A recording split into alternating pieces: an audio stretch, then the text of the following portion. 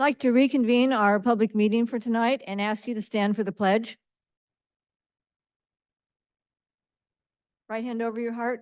Ready to begin? I pledge allegiance to the flag of the United States of America and to the republic for which it stands, one nation, under God, indivisible, with liberty and justice for all. Thank you. There's a report out of closed session this evening. In closed session by a vote of 401, members Kelly, Malchowski, Perry, and Vickers voting yes, and member Osborne absent. The board voted to accept the stipulated expulsion agreement for student number 2024-25-001. Our next item is public comment on non-agenda items. We have a card for this. Yes, Mr. Gary Kasich.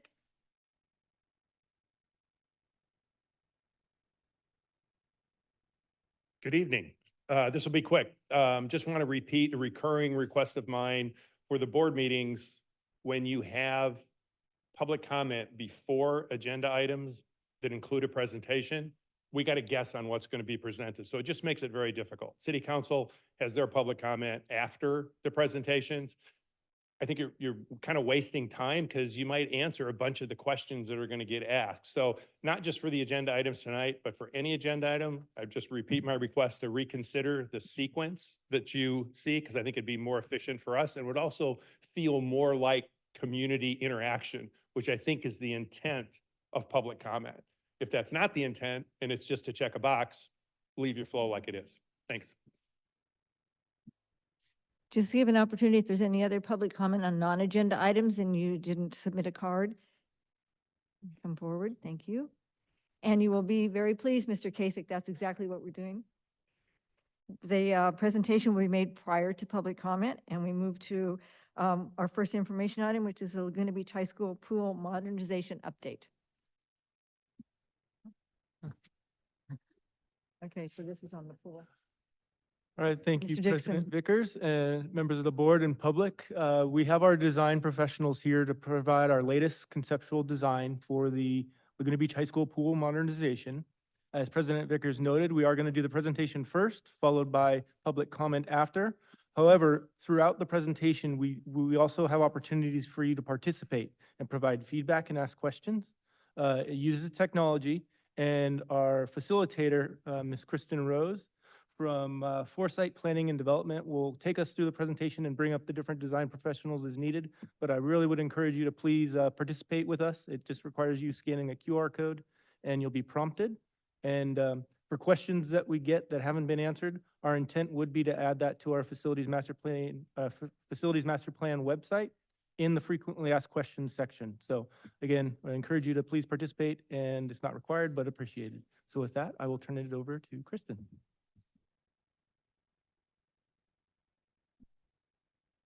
There we go. All right. Hello, good evening, everyone. My name is Kristen Rose. I'm with Foresight Planning and Development. I'm working with Roger Clark from Renown Clark and the rest of the design team for the pool modernization project. So as Mr. Dixon said, we have some interactive elements to tonight's presentation. We would encourage you to participate as best you can. There are some other opportunities for some open-ended feedback towards the end of the session as well if you don't have a device tonight. So with that, I will go ahead and move over to our instructions. You can use the QR code or you can go to menti.com and enter the code. When you get into the survey, you're just going to see a thumbs up, not a whole lot going on there. That just lets you know you're in the right spot. Sorry, talking to you. Okay, great. We'll move this way. There we go. So give everybody a moment to get settled, get into the survey. Okay, we're seeing some participants, 7, 8, great.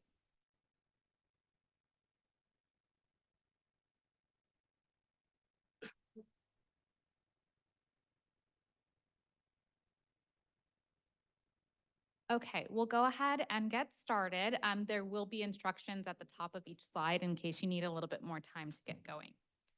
Just to give you an overview of our agenda this evening, we're going to go over a project overview. We're going to talk about the context for this project. We're going to talk about the scope of work.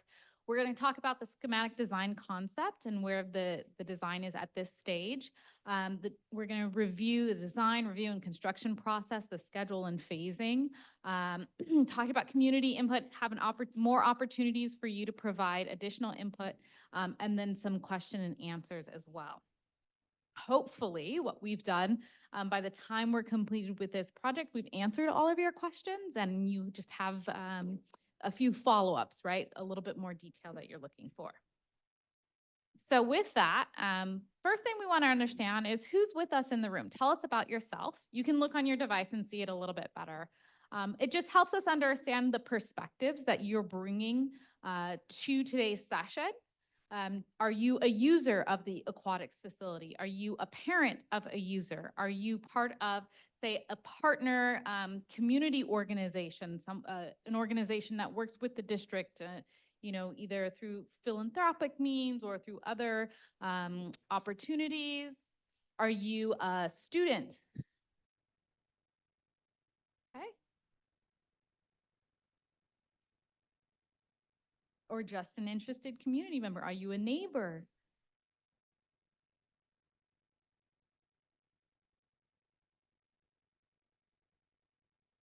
Okay, so we've got pretty good representation for participants or parents of participants in the aquatics program. Parent of aquatic students. Okay, a few others. Interested community members, that's always great. Other parents. Okay, great. So the next thing we want to understand is how often do you use the high school pool?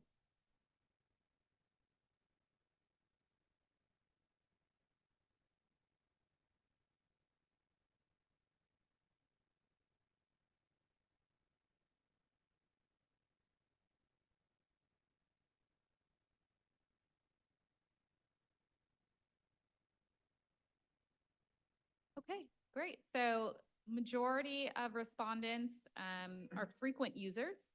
And so that really shows how the pool is really a community resource. And beyond that, it's, you know, regular use, even occasionally throughout the year. So it really is that community resource. Okay, so tonight we're going to talk about the project itself, and there's several different areas that we'll cover, but we will want to know, what areas are you interested in? Are you interested in student use, understanding how the project will improve student use, in community use, project timeline, construction impacts, maybe design features? It really helps us to understand what your priorities are when it comes to how we're communicating about the project.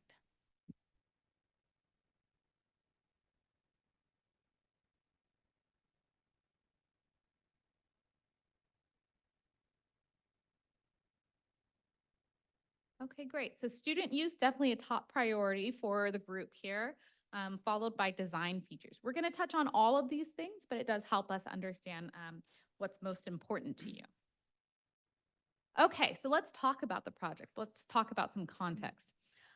What is a modernized pool facility going to do for the district? Well, it's going to provide increased capacity for aquatics programs, increased sanction competition. It provides an improved user and visitor experience. It replaces aging infrastructure, which is a real need at the facility, maintains community use. We saw that based on the participants here, that it's a real community resource, and we're looking to maintain that. And then it shortens the nighttime use of the facility by increasing the ability to have more practice time. Okay, just to give you an overview of some of the engagement that's already happened and who's participating in the design process.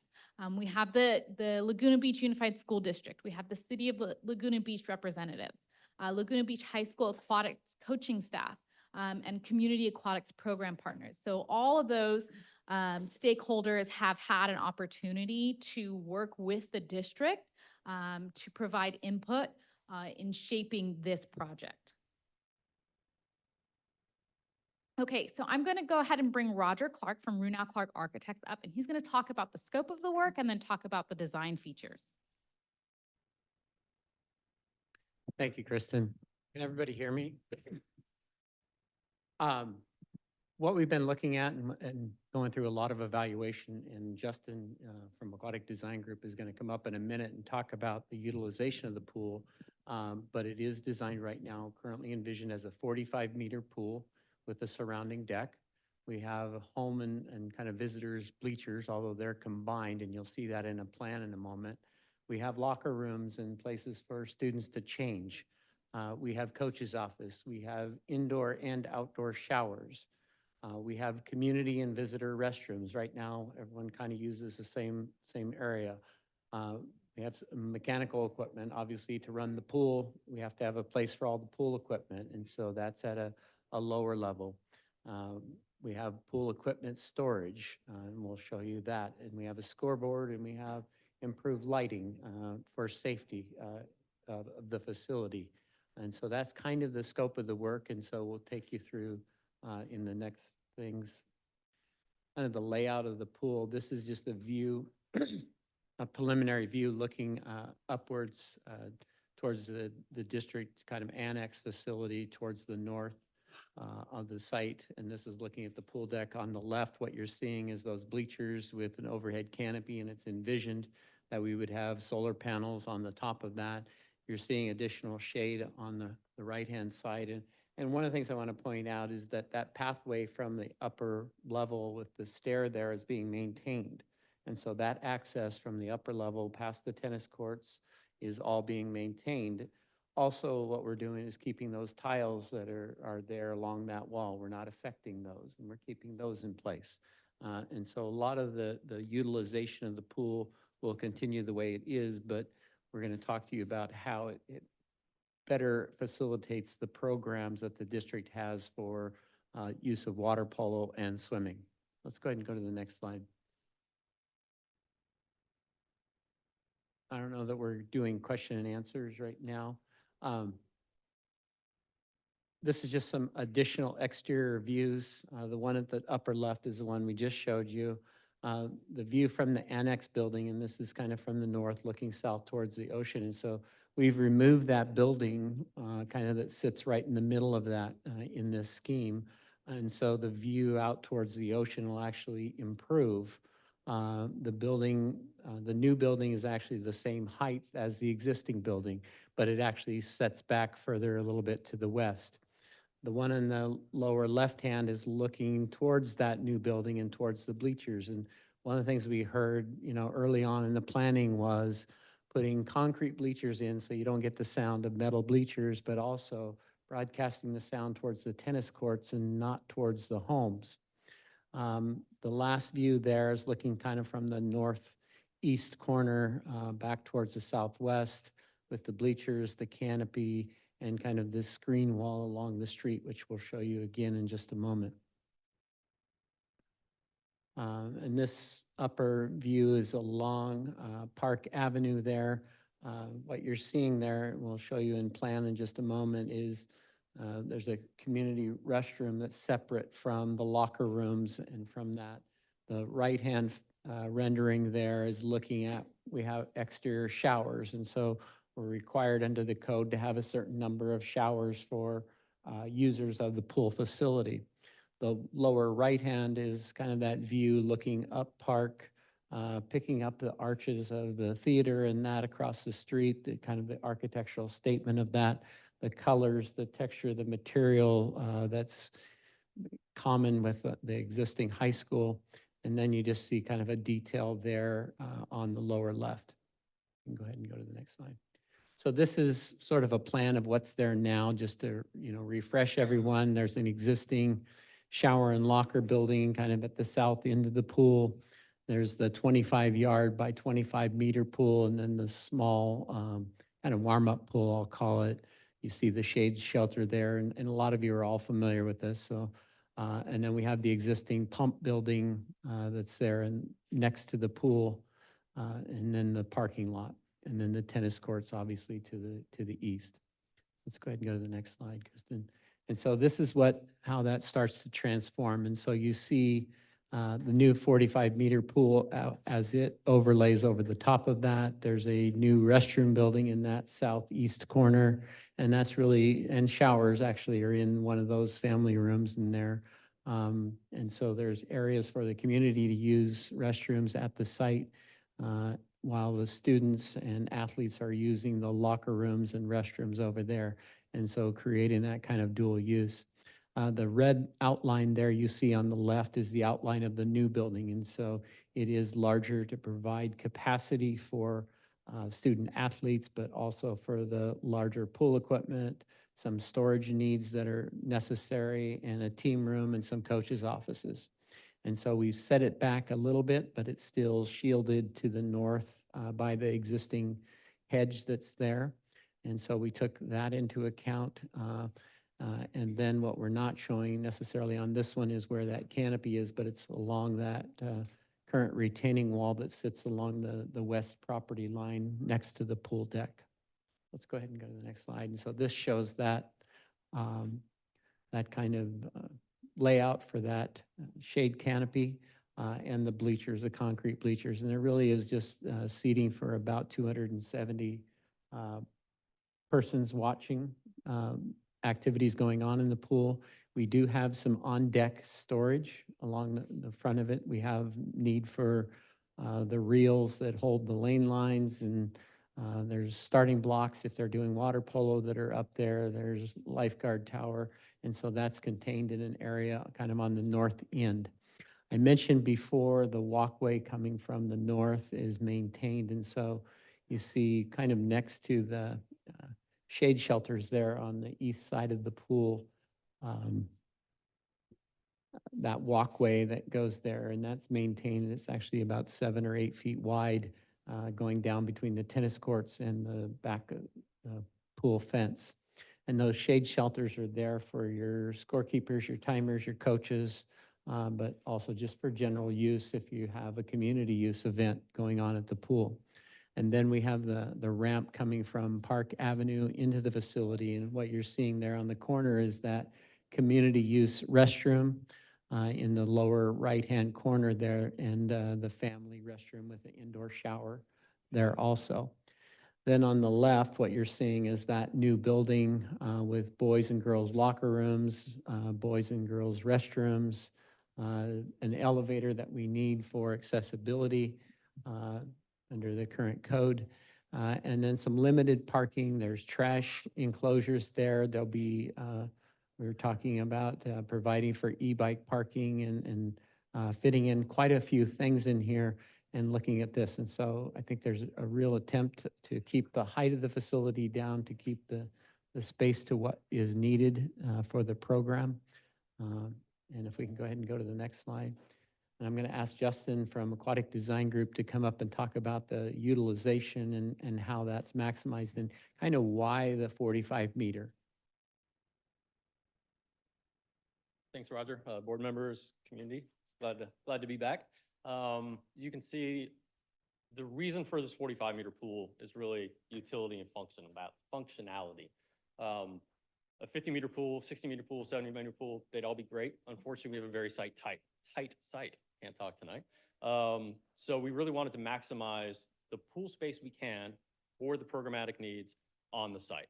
So you can see here in the water polo layouts, we have the ability to do both 25-meter, 25-yard, and 30-meter floating cage courses. So everything for your CIF to international competitions.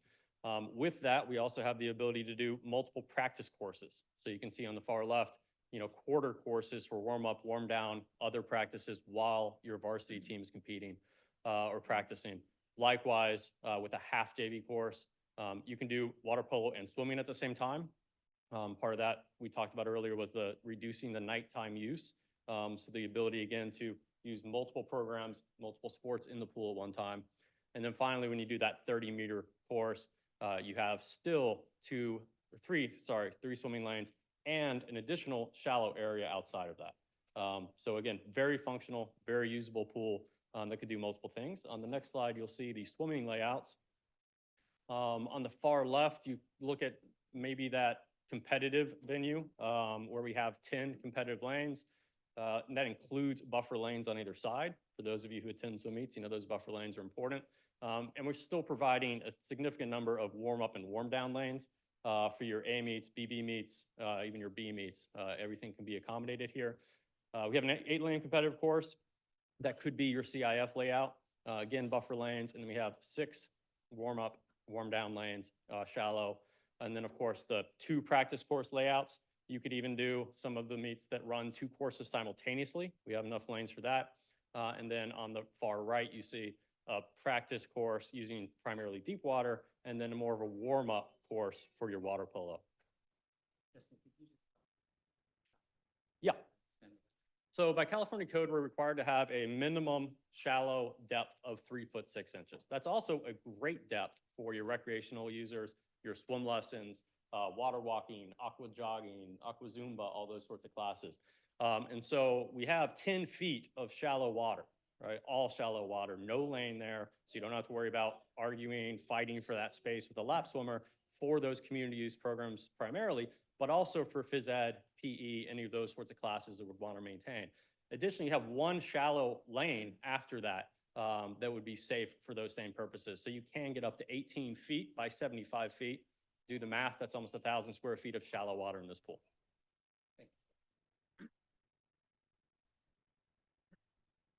So this view is just starting to look, how does this lay out? How do we take a kind of what we call a section view through the site?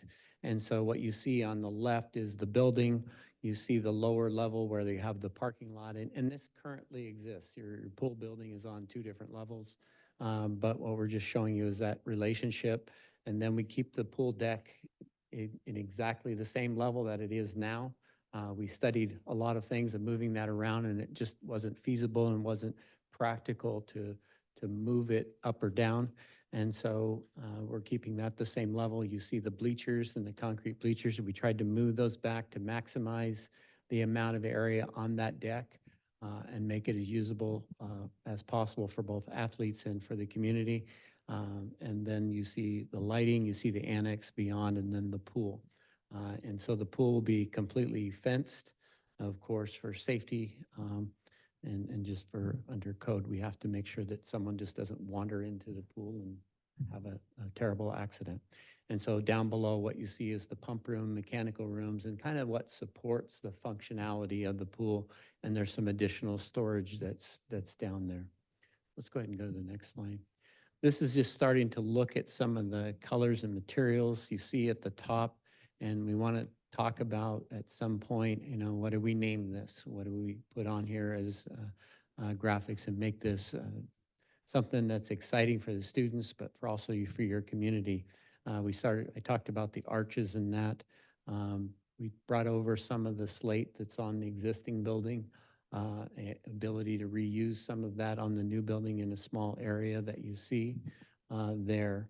One of the things we're talking about is the plaque design where the students have the water polo balls that they put on the side, you know, to cheer on their athlete. And the idea of doing something that's interchangeable that can be a part of the design. And so we're really listening to what the staff has to say and what's important to them. And then, of course, on the left, you see the tile and that of preserving the history of what's out there right now along the tennis courts. And then you see the pathway. Let's go ahead and go to the next slide. So this is, again, it's kind of the existing and proposed on the top, right and left. So on the left, what you're seeing is what it looks like now. And on the right, you're seeing the new view. And so you're seeing with that building gone, you're actually seeing more view towards the existing high school and then beyond out to the ocean. And so you're taking away that taller building there. And then on the bottom, what you're seeing is looking from the north to the south and how that opens up that viewscape and also creates, I think, a better environment for parents and people using or watching people in the pool for athletic events or just watching their kids swim. Let's go ahead and go to the next slide. So the project timeline, and these are general and obviously they're subject to board's action and approvals and that, but right now we're working on the schematic design and we you're seeing a lot of what is there now coming to you here in a few days for the schematic design approval. Formally, we're doing site and soils investigation and utility investigation. We're trying to figure out all the things that could be coming at us in terms of the design of this facility and how we execute it. We're working with the construction manager, CW driver on logistics, how we're going to execute the work. From September to December, again, subject to approval of moving forward with the California Environmental Quality Act, or CEQA review. District will be going through that, and we'll be looking at the CEQA impacts and any mitigation measures that we need to have for the project. Then September through April, design and construction documents, and that's taking it to the point where we can submit it to the Division of State Architect. And Division of State Architect is the entity that checks plans for school district and school district projects. And so they go through a very rigorous check on the structural safety, the fire life safety, and the access compliance. And so we have to go through that process. And there's a number of other agencies, which we're going to show you in a minute, that we have to go through also, but that's the primary one. And that's kind of April through October. We think maybe that can be a little bit shorter than that if we need to. Bidding November to January, and then starting construction and actually that's in 2026 right now, March of 2027, or March of 26 to February of 2027. So that's kind of a general timeline. Nothing in that is fixed in stone right now. What we're hoping to do is, move forward with the design process, move forward with the CEQA process, and move the project forward in the form that you approve. Let's go ahead and go to the next slide. I talked about the approvals, and so we have to go through what's called CEQA, which I mentioned, California Environmental Quality Act, where you measure all of the impacts that the project would have on surrounding properties and on the environment.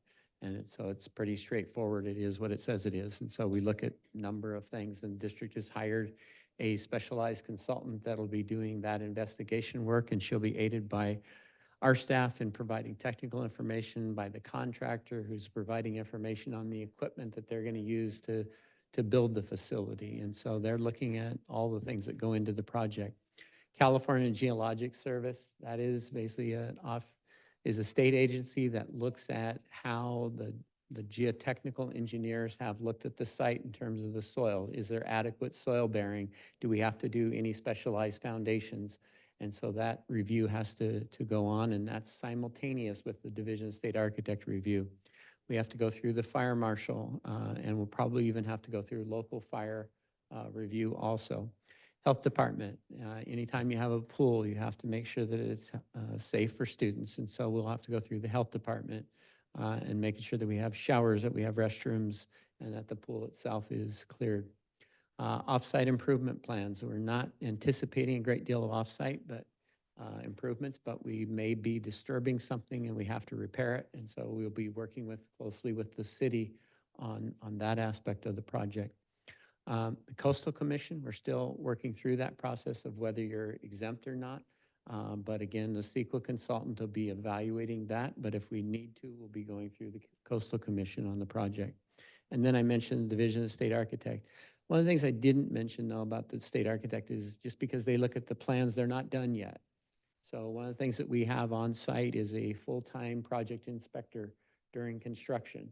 And so that's an important piece because they're looking at everything all day long, every day, making sure that it's built in accordance with the approved plans. There's also a DSA-approved testing lab, and they're checking all the concrete, they're checking the welds, they're checking kind of that the inspection and everything is up to par and it meets the requirements that have been set forth in the contract documents. And so that's an added measure of safety for the construction of the project. And you have a terrific contractor that's going to build this safely that we've worked with a number of times. And I think you've got someone on board that's going to do a great job for you. So let's go ahead and go to the next page. Kristen. All right, so that was a lot to go through, but hopefully you have a better understanding of the scope of this project and kind of what the approach is to solving some of those key issues. So now we want to know, how would you prioritize the following aspects of the project? So take a moment to hand it to your vote. And while you're doing that, I also want to open it up to the board and make sure, do you have any questions for us, or are there any priorities or any kind of feedback that you have after the presentation? There'll be some additional opportunities for some open-ended questions from the audience as well. On the page where you show the men's locker room, where's the women's locker room? They're not numbered, so I can't, it's 17, page 17.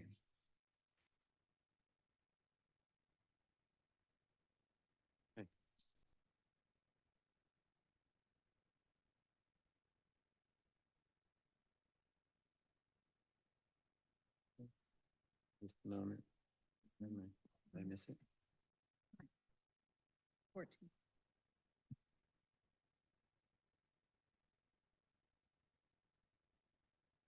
There's a page missing from the print. Not in here. Thank you.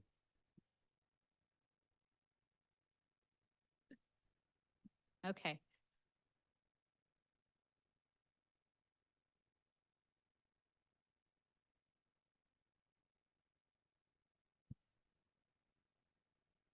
I'm very concerned about the women because we seem to be discriminating against them currently with the male team being able to use the pool.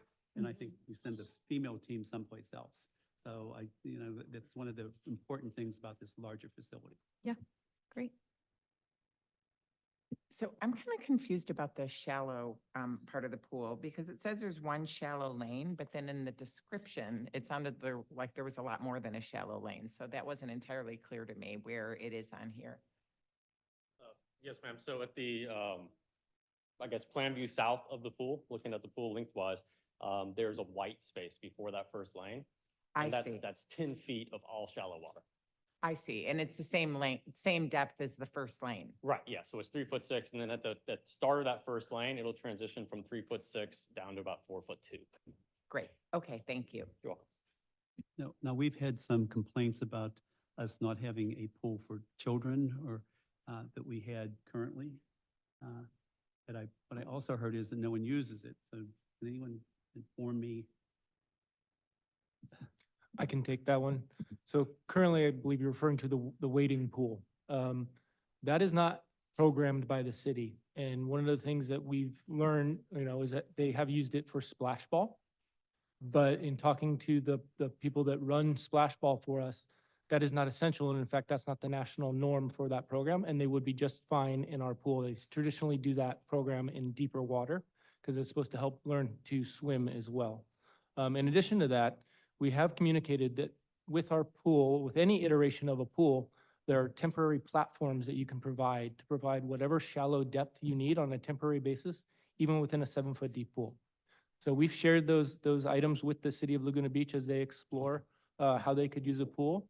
But I think there's almost no doubt that the proposed pool provides increased flexibility and options for not only our district programs and our community users, but for city programs as well. So those would just settle down into the pool and it could be maybe 3 feet? Like, There are many options, and essentially, yeah, if you think of like small plastic planks that Mhm. sink down and they support and adapt to whatever height you want them to be.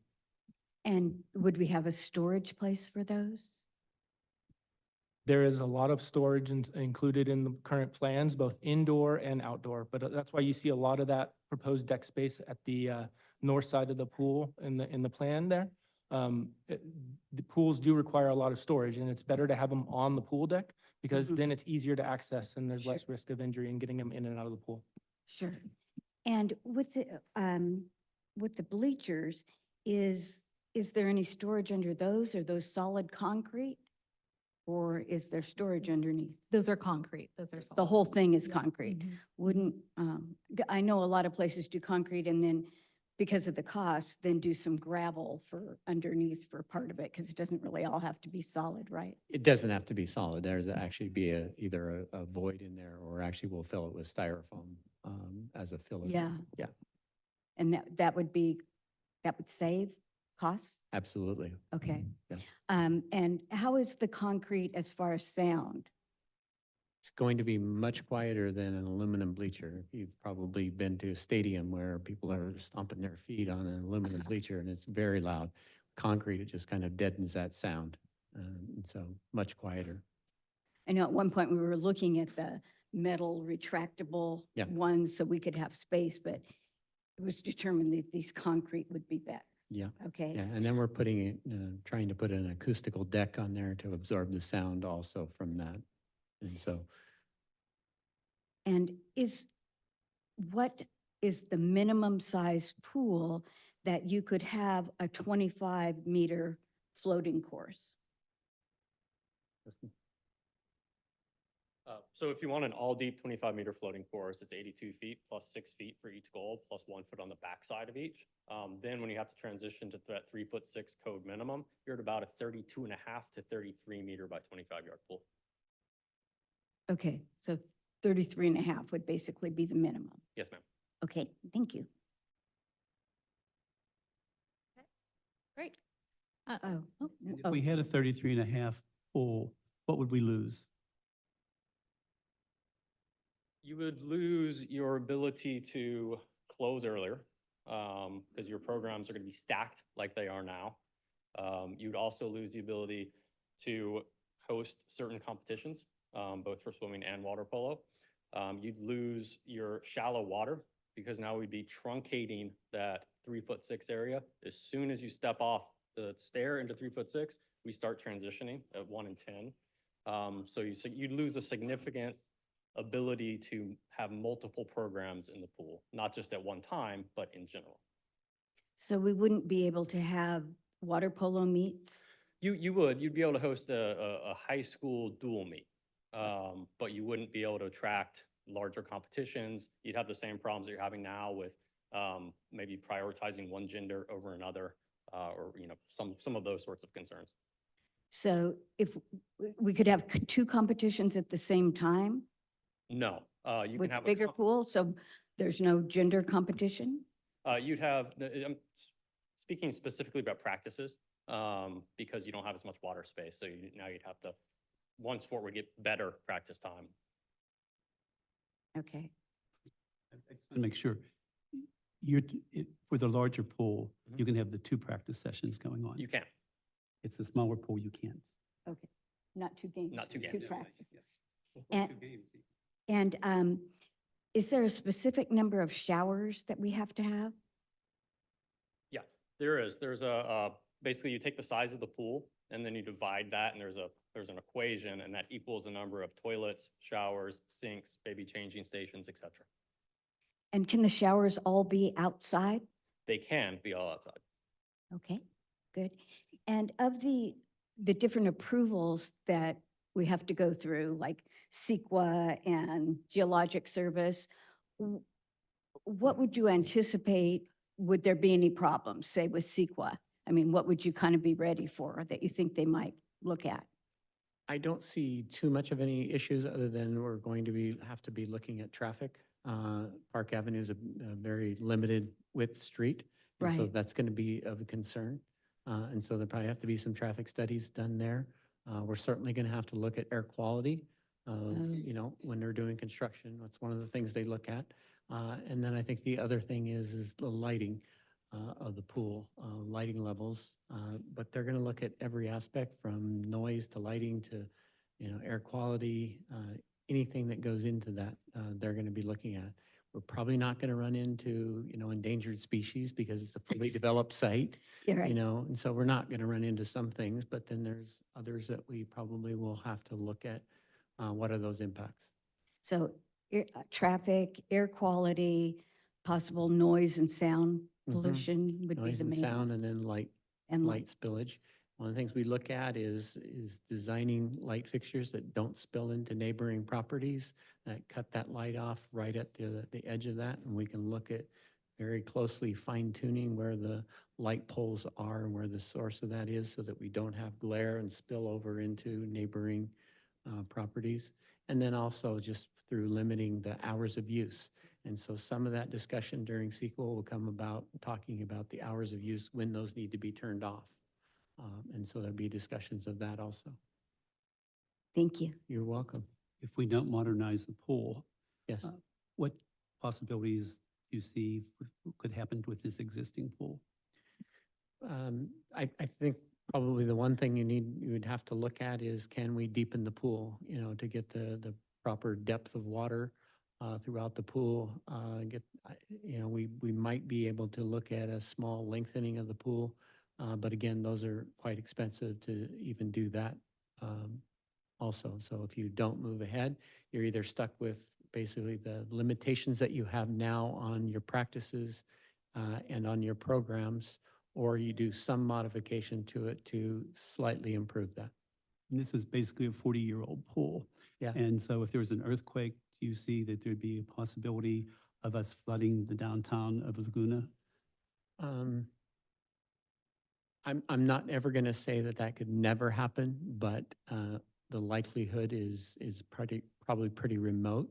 The bigger question I would be nervous about, not nervous, but concerned about, is looking at the infrastructure, the piping.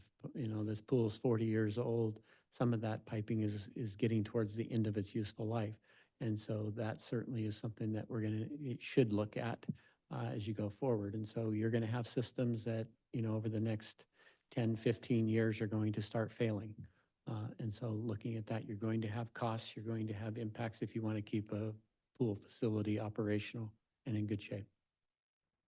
I believe we also have issues with the lockers and restrooms. Is that correct, Jeff? Yes, those are very difficult to maintain when you include the chlorine air and constant steam in the indoor showers. It makes it difficult to clean, and we're not responsible for that cleaning. Currently, the city of Laguna Beach contracts that out, but we have found that it has become an issue, and we've replaced the tiles and fixtures quite a few times. Isn't there also an issue with student athletes and the public in the same facility? That is definitely would be a concern, and something that I think our coaches do a great job of making sure that there is not that interaction that occurs, but it is a top of mind. You never want to put students in the same space or facility with an outside user at the same time. And so that's definitely always a concern we have. And so these plans for renovation would solve that. Correct. It provides the dedicated student space for the boys' locker room and girls' locker room, as well as the new community restroom facilities that still includes the indoor shower, but they also have the exterior showers as well, similar to like the boys and girls' locker rooms too. And would you address, we had to have a CEQA representative in some of our planning meetings, is that correct? Yes, when we brought all of the consultants that you're hearing from tonight, she's just not here, but she's been brought on at the same exact time. And she's been brought up to date on all of our community presentations because these are also integral in the CEQA process. Any other questions from the board? I guess just would it be helpful to have only outdoor showers? Yes and no. I think you have, sometimes you have someone who has a privacy concern that they don't want to shower outside. And so that's why the decision was made to at least provide one shower inside. And so that was where that decision came from. But yes, there's a nice cost advantage to having them outside. It costs a lot less to do it that way. Yeah, I had heard that there were problems with the indoor showers, people taking an extremely long time, et cetera. And so maybe if we just had outside ones, the people concerned with their privacy could shower at home. That's true too. Do we have any ADA challenges if we have just outside showers? No, we have to, we have to address that, in the shower area, but no, we don't. The facility has to be completely ADA accessible. And so that comes from a parking stall, even out to the sidewalk and up to the floor deck or the pool deck, and then throughout the building that's there where it has any kind of public access. The only part that doesn't have to have complete ADA accessibility is that pump room. And just by the nature of what it is, it's really for the service of the building. And I don't know if we had it in one of the drawings that you showed, but there is an access to the pool, ADA access. Is there a lift? Yes, and so, and Justin could probably talk about this better than I, but we actually have a lift that will let someone who's in a wheelchair or able to get into the pool. Any other questions from the board? Okay, then we can go to the questions. Okay. Attendees. Okay, great. So we asked, how would you prioritize the following aspects of the project? And based on our participation, it looks like improved space for student athletes is our top priority. And then followed by updating mechanical and plumbing systems to current code, which really shows that you as a community understand the need for infrastructure improvements, and that's great. And then maintaining community access. Further down on the list, or kind of your last priority, is the maintaining the architectural language of the surrounding area. Okay, so we've had lots of opportunities to talk about what the project is. We've answered the board's questions. What other questions do you have for the design team? This is an opportunity for us to kind of clarify any questions you might have about the design or the planning of the project.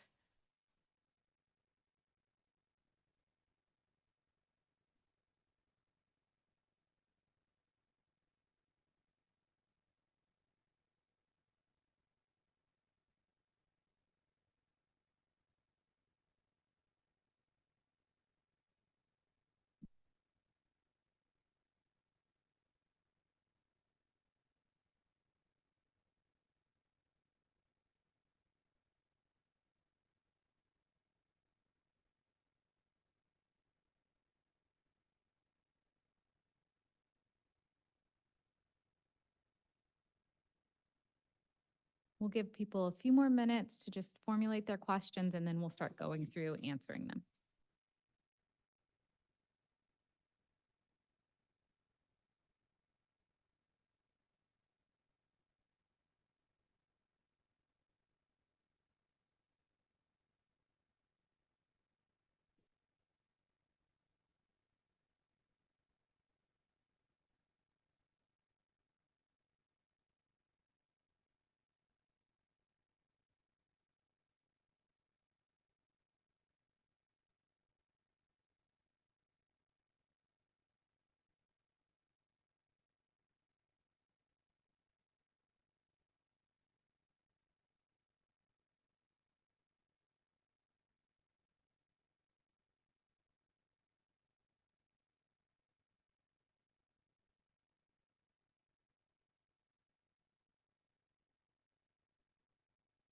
Okay, we'll go ahead and start answering some of these. So there's a couple of questions about the 50-meter pool.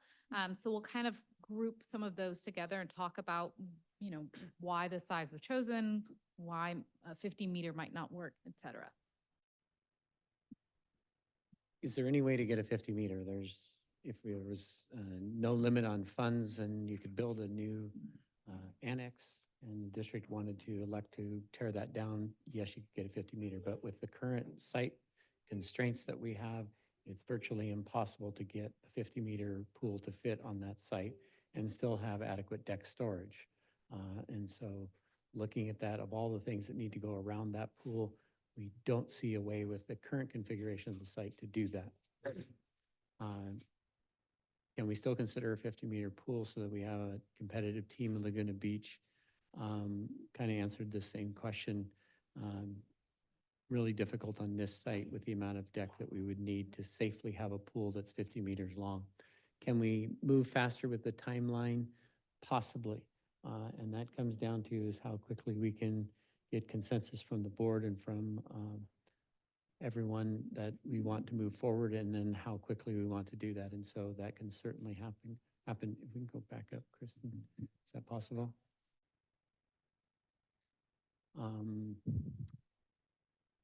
Girl season is in the winter and cold. Will the outdoor showers be shielded from the wind? we can certainly take that into consideration and how to do that. And possibly even, maybe there's a way to put in some heaters out there. How much money can be saved if we use more infrastructure and remodel buildings? The issue is that the buildings would practically have to be torn down to do that, and then they're not big enough to house the new equipment for a larger pool facility.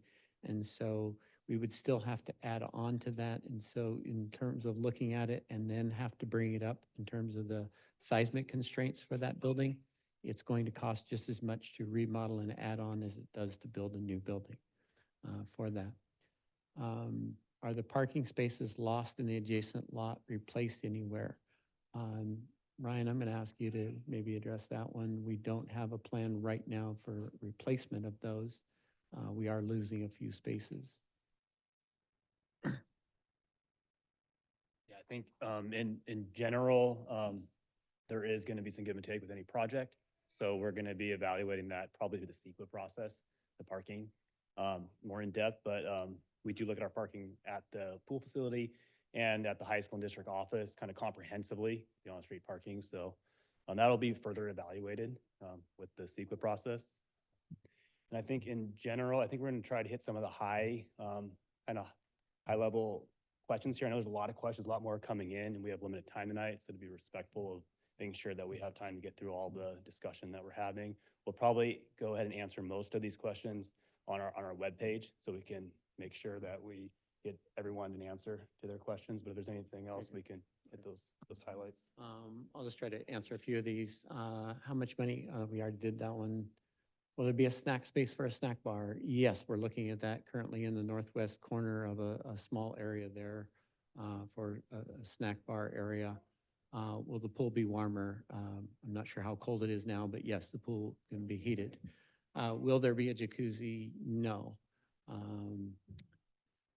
Will change room, children are in the district but not in a high school, the program use? That's really part of what that building is over on the corner, of having change facilities for that. Changing area for children, yes, and that's what that building is about. Are the men and women training at the same time? There may be occasions, but I don't know that that's been all programmed out, and so I'm not going to step too much into that. Can there be more than one indoor shower for girls? We can certainly look at evaluating that for the winter season, and so I think it's probably noted that that's a concern in terms of them being outside in the wintertime. And so let us take a look at that.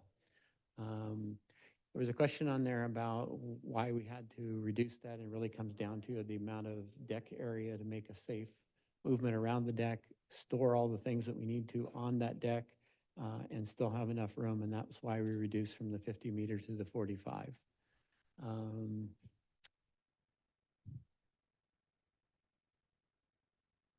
Okay, I think we talked about the remodel. Not interested in a sanctioned swim team. Build a bigger pool doesn't mean they will come. What is the requirement for a high full swim team? I think we've talked about that. It's really just a matter of number of athletes and ability to have multiple practices. And so that was where the need for the larger pool came from, and able to close this down earlier. And so having more flexibility and more ability to use the pool. Can you build a competition pool with no shallow lanes if for school use only? Yes, you can, but there's some other hurdles to go through if you do that, and it's judged that if you're going to have community use, that wasn't necessarily the best decision to not have some area of shallow water. So I think we've answered most of these, or a smattering of these, and hopefully if there's any other questions that you have, I can respond to those. Thank you. I thought you've done an excellent Thank you. job with the plan and answering the questions. Thank you. Okay, thank you. Now I have your opportunity for public comment. You had the presentation and asked some questions, but this is the opportunity for public comment.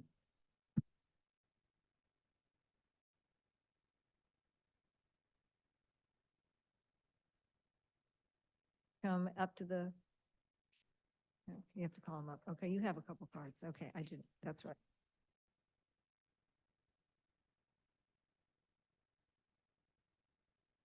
Julian Harvey.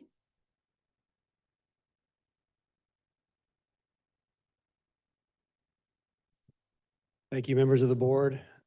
Great presentation. I applaud the design, very thoughtful. Quick piece of history. 34 years ago, I was lieutenant. Board member Vickers was, I believe, in your same capacity. I was asked about moving the pool from the high school across the street. The pool used to be in the quad, we all know that, and they showed me the design plans. I brought up some recommendations. Let's make it 50 meters. You've got one chance to do this. That shallow end is too shallow and unsafe. Anyway, the pool that we have today and we've all enjoyed is what was eventually built. If done right, which I believe this design reaches, it can accommodate all uses concurrently. And the night will end far earlier for parents, for residents, and for anyone else concerned. This city has 7.5 miles of coastline, no competitive swim program. I do believe that is because there's no adequate pool. It's that simple. The city council meeting, this board and this district were vilified and painted as the villain. Why, I don't really know. I applaud you for your commitment to bringing this project forward, regardless of the comments and the commentary from residents whose children went through the schools, the award-winning schools of this district, but now they're against the infrastructure needed to maintain those programs. The misguided decision by city council will amount to nothing more than a notional odyssey. It will never happen. I think anyone that's lived in this town long enough knows it'll never happen. This is your opportunity to provide a facility your student athletes deserve and a community resource and legacy which will stand the test of time. The aquatics programs in this city have developed Olympians, and that will continue. And there's a need to continue this legacy. You will have naysayers tonight. Your decision, as you know, should not hinge on how many residents voice their opposition due to the construction time, the noise, and the inconvenience. Your decision must prioritize what is in the best interest of the student athletes that you serve. Thank you for your time.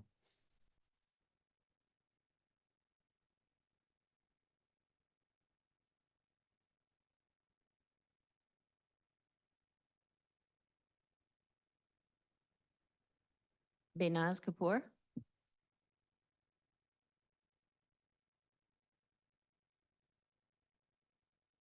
Hi, everybody. I just wanted to say that I have a girl that she is also in a water polo team, and I support the plan that they provided. It was very thoughtful for all the aspects of it. Thank you.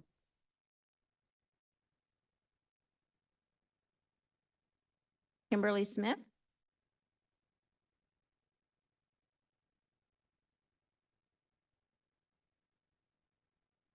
Good evening. I'm Kimberly Smith. I appreciate the chance to speak this evening. I'm the parent of 2 young children in this incredible school district, one of whom plays for the water polo team and one who recreationally swims. So we spend a lot of time at the pool. A few months ago, I attended a city council meeting with many of the parents here today and also with a very vocal group of residents. At that meeting, we were faced with one simple question. Should the town collaborate with the school and help fund the pool and have a say in its design? Or should we go it alone and build a separate facility? We, the parents of the swimmers and the water polo players, urge the council to work collaboratively and support the team, or support the school, excuse me. However, the opposition insisted that the city should build its own pool, accusing the school board of bullying the town. The board ultimately voted, as we know, unanimously to go solo, turning down the opportunity for collaboration. So now the question tonight is, how do we build it? So I want to commend this board and the design team with the plans that have been shared tonight. Although it would be nice to have a 50-meter pool, I understand the concessions needed to be made because of the limited space. But it's great to see the dual-use bathrooms that allow our students to start practices earlier and ultimately end earlier. As a school board, the total well-being of our students is your priority, and this thoughtful approach positively and directly impacts this. The city and neighbors have understandably raised concerns about noise And they had the ability to control this if they had voted for the city to collaborate. But regardless, this proposed plan helps control this concern while also providing our kids to have a legitimate facility and shorten the hours of use at the same time. In closing, I just want to share my support of this plan and appreciate your time.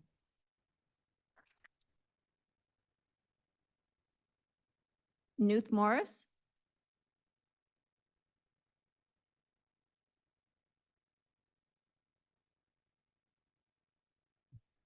Yeah, thank you to the board for the presentation also. It looks very exciting. I am a parent of 3 kids, 10, 12, and 8 that are in water polo. We all know Laguna Beach is a great place to visit. We've got world-class beaches and world-class restaurants. But at the same time, there's definitely trade-offs in living here. And is it a great place to live? Well, we have traffic. Our houses tend to be a little bit older, a little bit smaller, and our yards non-existent. And so as we look forward as to what the community is going to evolve to, we all make trade-offs to live here. But one of the things that compensates for that is also the quality of our schools. And so these types of projects speak to not only what will affect my kids, but what kind of a town this will be in 20 years. Do we still have young families in a vibrant community and an aspirational place for people to move into and to raise families? Or does it become like the south of France, which is really pretty, but just a bunch of second homes? So with that, I really am very supportive about the program. Hopefully we can get 50 meters, but understand if we can. Thank you all. Gary Kasich.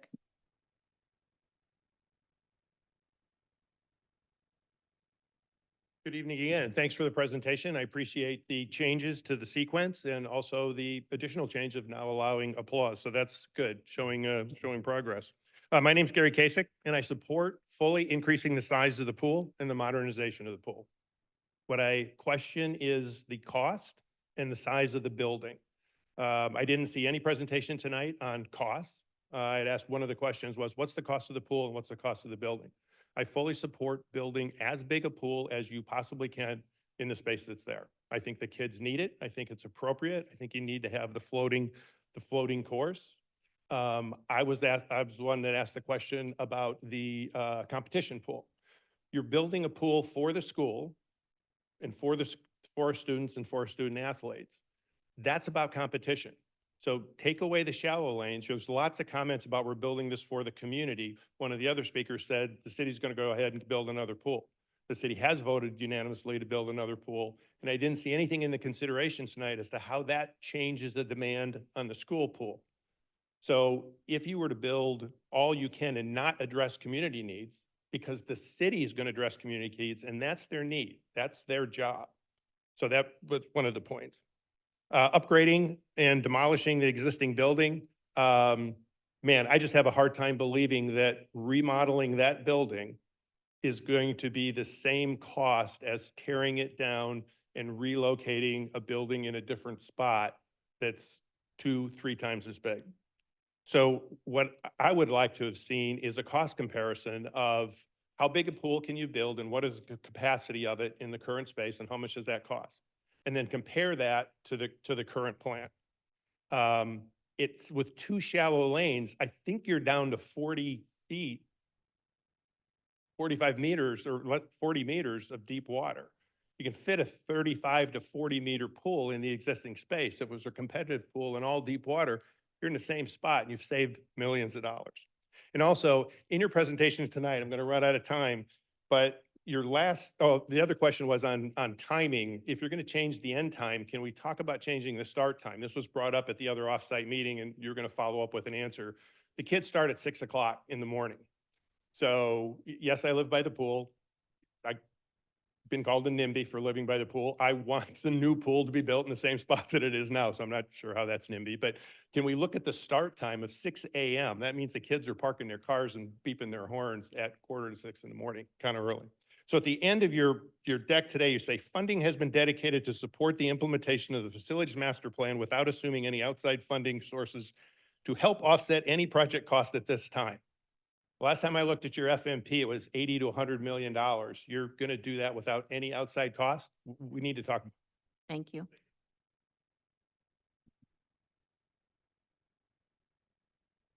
Derek Day.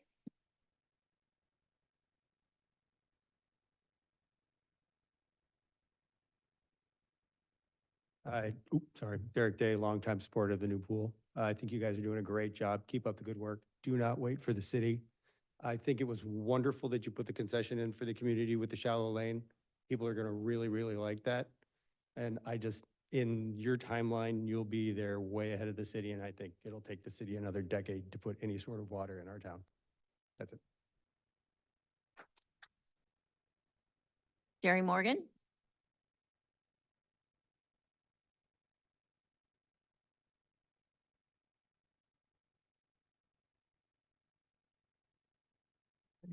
Good evening. Thank you. That was a great presentation, and I do like the presentation first and the ability to comment after. Um, It's a great way to communicate a varied ideas. I disagree with the comment of naysayers. I don't think there's naysayers. I think there's trying to find balance and trying to find some way to meet everybody where they need to be, because it can't be an all or nothing. The pool has to be upgraded, it has to be expanded, and it has to be improved, absolutely. I do have an appreciation for the aquatic program. I do have a senior level national swimmer. Carrie was his coach. I have the utmost respect for the aquatics program. I bow to to the gods that we have as water polo. I've said that from the very beginning. When my son swam when he was 11, he swam through Beeler Aquatics, and we had Coach B. And the parents were extremely active, as that group of parents has been throughout these kids' lives. And we tried to pull the program out and have it sanctioned as a USA swim team so that they could compete at a higher level. And they wouldn't allow it.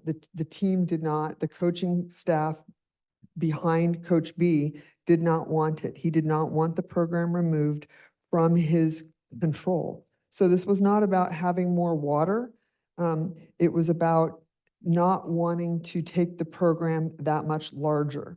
So if there's new news that is coming out of the Beeler Aquatic program, that would be good for him to stand here and say that, because that was not a byproduct of not having water. It was a byproduct of the program itself. So I would like to know if that's different.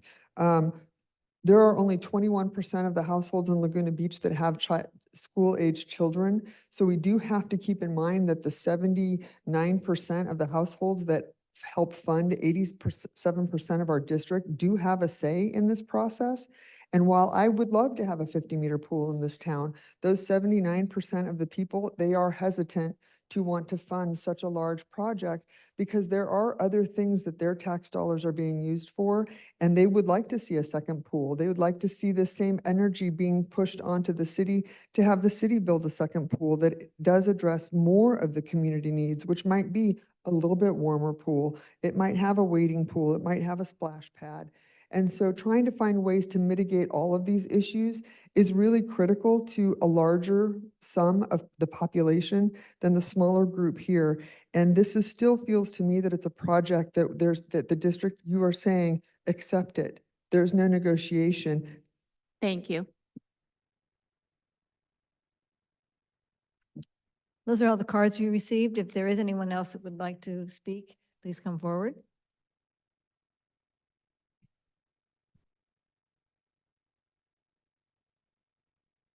Good evening. My name's Kelly Zenser, and I have two kids who will not benefit from this pool, but boy and a girl playing water polo, so I see kind of the big picture here.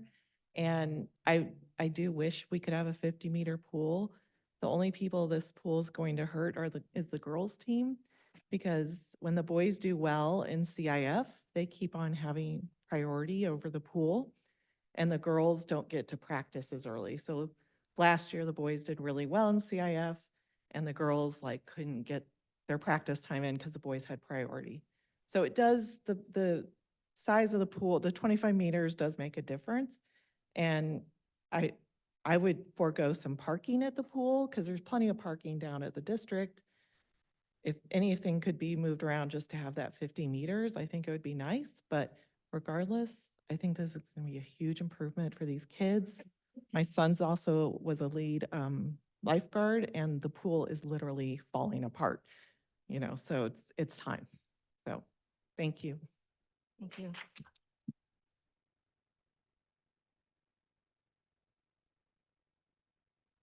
Coming forward. Okay, Hello, Steve McIntosh here. I want to address something that, and by the way, it was a beautiful presentation and what you've done, the design looks really nice. I think it's really, really cool looking. I did want to address something I think gets skipped over quite a bit. This summer, went by the pool often to take a look and there's a misnomer about the wading pool and the use and the little kids and all of that. And I hear a little baby in the back. My daughter was sitting on those steps and with a 3-foot pool, even if you throw some tot docks in there, which is kind of ridiculous for, what we're forgetting is playing in the pool. And this is from the community aspect of it. And playing in the pool means, just that. So I took pictures. There was 25 kids playing in the wading pool this year. And they're from the tennis camp groups, all those people that use it. So that really doesn't fit into a 3-foot lane and it doesn't work for, tot docks. So this is just, they're playing and running around, following each other, playing tag.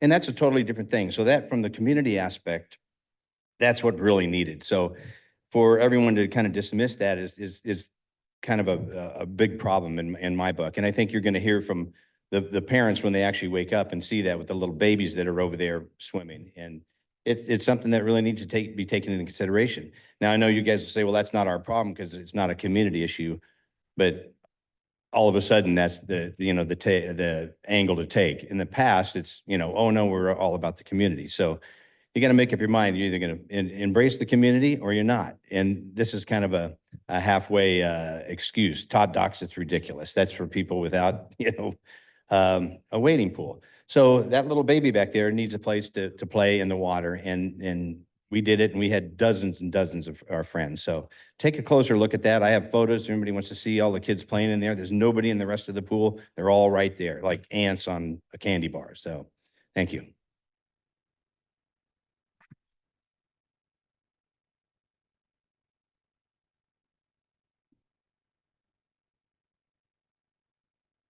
come on, come on. Steve Levine, I have 4 daughters. I love this community. I think the pride of the community has been historically our swim programs. One of the things I would like to point out, no disrespect, but our life cycle as an average American is around 80 years old, and you take 20% of that, that's a high school age bracket. So I do think we have to consider the life cycle of the community, of which 25% of that is not, of the age of, our teenagers. I also think, as, we think about our community and being safe, I think the program is a very wonderful program in the sense of giving our kids something to do besides riding their bikes and doing wheelies. I think it's another important thing to keep our kids away from drugs and other issues that other communities face. So definitely support the program. So, and the floor.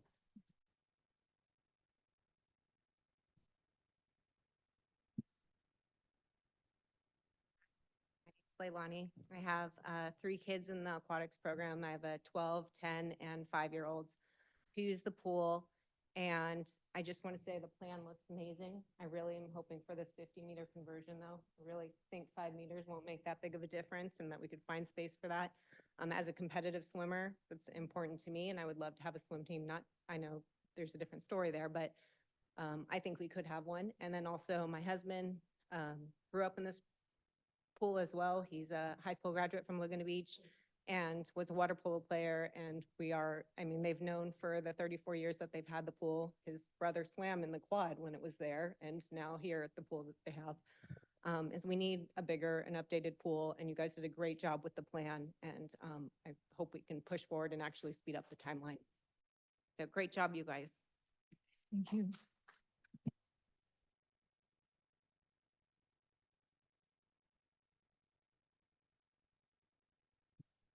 I'm Mike Mariner. I'm a 1995 graduate and water polo player at the high school, and I have a 12-year-old daughter in the 14U program now. Just want to first thank you for your service. I know you guys get a lot of grenades and incoming flack your way, but we're all so grateful to live in a city with a school district that's as incredible as this one. So thank you for your service. I just want to say that the plan looks super thoughtful. So thank you for all of the thoughtfulness and time on it. When I played when I graduated in 95, I was right between the two different pools. So back when the first pool was in the quad and the other part my freshman year, and then they were building the new pool my sophomore year and junior year, which was pretty disruptive those 2 years. So I just want to say if there's anything that can be done to help, accelerate the programming and the development, just we had a 24-month construction timeline. That was pretty tough because for 2 years we had to be bussed out to Laguna Hills for our practices, and that was really difficult timing. For our senior year, though, it was worth it because we had this glorious pool. And I remember being a kid and listening to all like the community commentary around that time. And when they actually did build the pool, it was like we felt like our community supported us. It was like, wow, the community is like behind us. We have this great new pool. And that was game changing for me. I went on to play in college, and that's how I afforded college. And now came back to Laguna and live here, and my kids are going through school. So anyways, I know you're under a lot of pressure and everything, but it feels like there's no perfect solution, and you never want to make perfect the enemy of great. But I think you're doing an awesome job, and thank you for being so thoughtful. Thank you.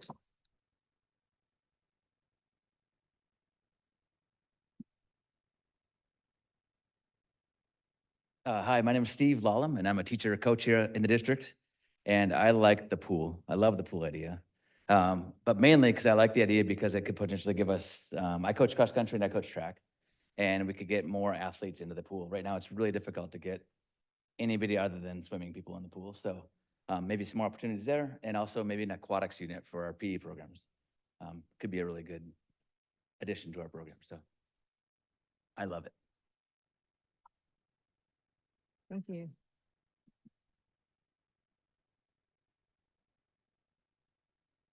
Hi, I'm Susan Anderson, and I've lived in Laguna Beach for about 40 years, and I've been swimming laps over at the pool for about 35 years.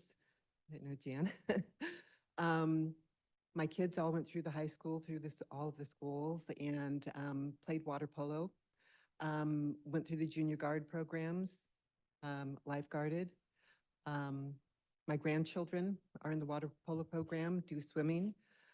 All of my family members have learned to swim at the pool, and it served everybody well. As a lap swimmer, I've seen so many people use the pool, not only lap swimmers, but master swimmers, youth athletics, senior programs, health programs, people doing physical therapy, all kinds of certifications for diving, for any kind of certification that involves water. I've seen the track team over there swimming. I've seen people doing their own physical therapy there. The pool is really well used and well loved.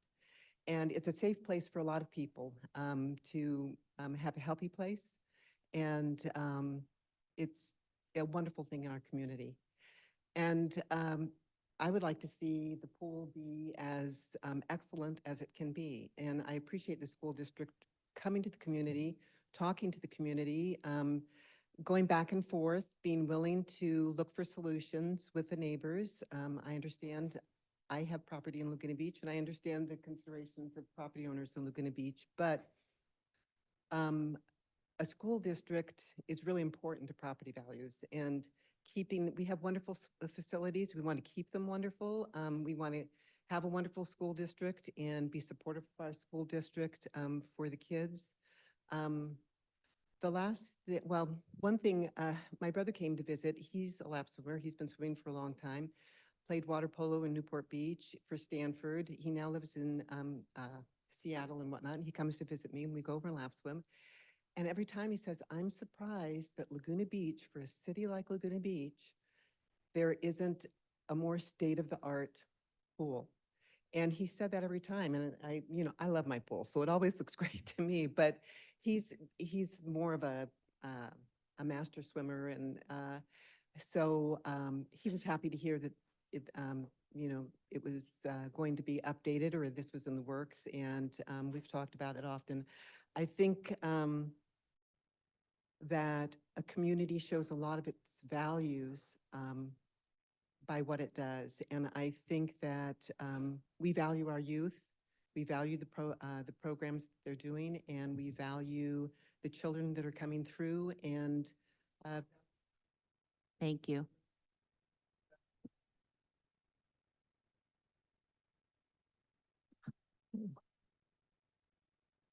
Anyone else, please take the opportunity. We want to hear what you have to say.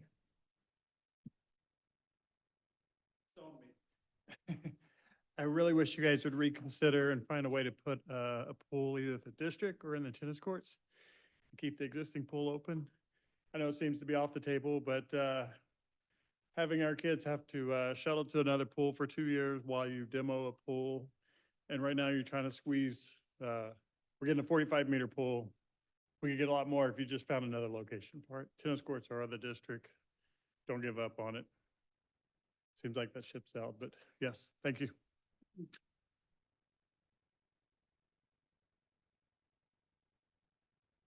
Anyone else?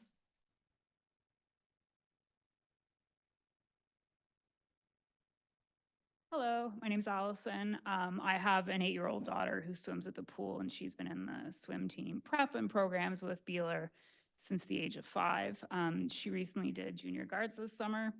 We're at the pool quite frequently, and sometimes those in the community who swim there will see my daughter and I doing laps on the weekends, you know, just out doing sport together. The pool is super important to us as a family, and we really appreciate the ability to actually do our sport activity where we live instead of having to schlep into Aliso Viejo, Laguna Hills, and the like in order to do these sports, which obviously has a broader environmental impact beyond just what you're doing. I do have to second Brian's notion that it's unfortunate that we would lose a pool for the space of 2 years. We need to consider what the pool feeds into the community as well, for beginner swimmers, for families, and as well for our lifeguard programs for our beaches. So thank you everyone for the consideration. I really appreciate that the district is actually moving forward without the city and making decisions all the same. I think it's unfortunate that we have 2 organizations in the city that cannot come together and build a consensus. The taxpayers are funding both. So that to me is very disappointing in our organizations. And I'd like to thank the thoughtful nature of the plans that we're seeing. You've done a great job given the constraints that you have to work within, trying to appease all members of the community, pool users, district, et cetera, et cetera. So thank you very much. Thanks, everyone.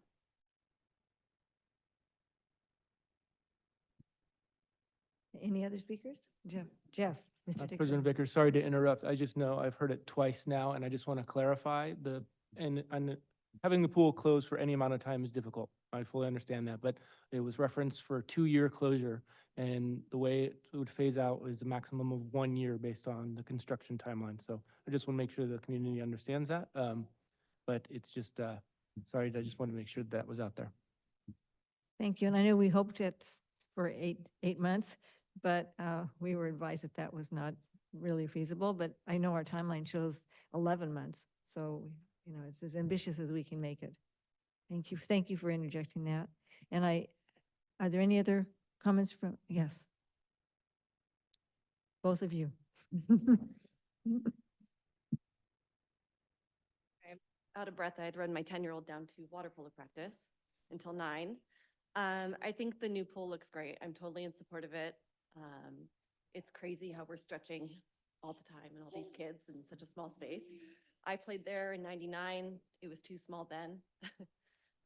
So I support the larger pool. She does too. Thank you. Anyone else? Thank you all for participating in that interactive. That really helps us, and that really gives an opportunity for anyone who isn't comfortable speaking out in the meeting to ask their questions and to designate their priorities and their interest in the project. And we really appreciate that participation. Board members, do you have any, is it okay for them to, do you have any comments that you'd like to make on things that you've heard on the public input? I'd just like to thank all of the parents that took time out tonight to come and help to us about the pool. We've not had a lot of support on your side of it. We've had one small group that keeps showing up and challenging us, and at City Council. So it's really delightful to hear all of you. I mean, I get a lot of great emails from people, but they don't seem to be letting the city council know what the overwhelming views of the 4,000 people who vote who have children in our school district.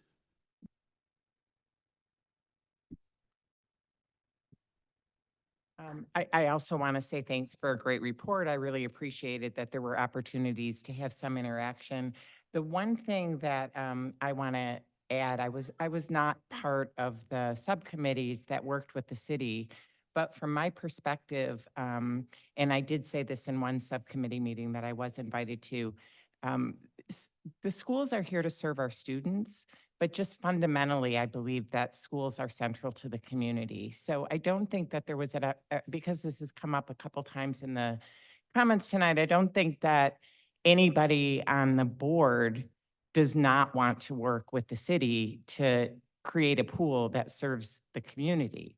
The problem, however, is that we haven't been getting back a sort of plan that allows us to move forward and think holistically in terms of a joint use agreement. So we've really had no choice except to sort of operate as though we're doing this on our own, yet we are working very hard while doing it on our own to serve the needs of the city because we anticipate that our community members will continue to use it. And so I think that it's really important for people to realize that we are making every effort to figure out how to create a pool that's big enough for our programs, but also continue to serve those members of the community that want to use the pool. And we have been very eager to work with the city and develop some sort of joint use agreement that allows us to meet the school's needs, but play an ongoing role in the community that we should be playing in every dimension, because schools are always central to communities, not just students. So I just want to be clear about my own feeling about that, and that I think moving forward, we will figure out a way to do that. And the board has never not wanted to work with the city on that. Any other comment? I would just, you said it really well, but it does say it in the background of our agenda item that the time, the location, and the funding for constructing the pool is yet to be determined by the city. The city has said that it is unlikely a second pool will be constructed in the near future, and they have expressed interest in still being able to use the high school pool until they are able to build their own. And we are still currently in negotiating with the city on future joint use because they have expressed that need.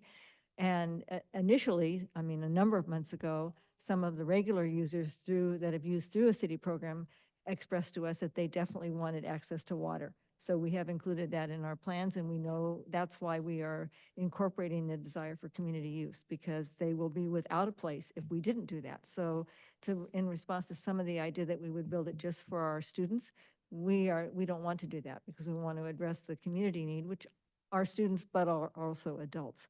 And I think what we have expressed to the city all along, that we were interested, we had a 30-year joint use agreement with them, and it's gone well, and we wanted to continue that. So we are looking for a more positive response from them to us.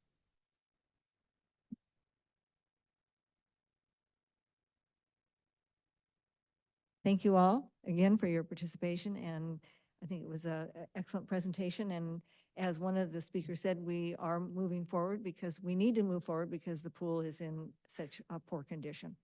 Thank you. Thank you.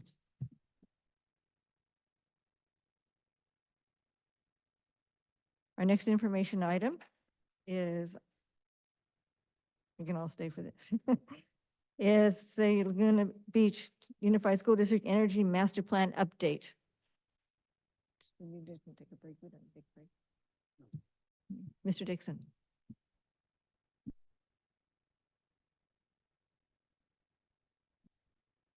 Thank you, President Vickers. I'll give it just 1 minute while we get some movement. And then Mr. Zeta and I are going to tag team this presentation. He'll do it from the podium. I'll do it from right here.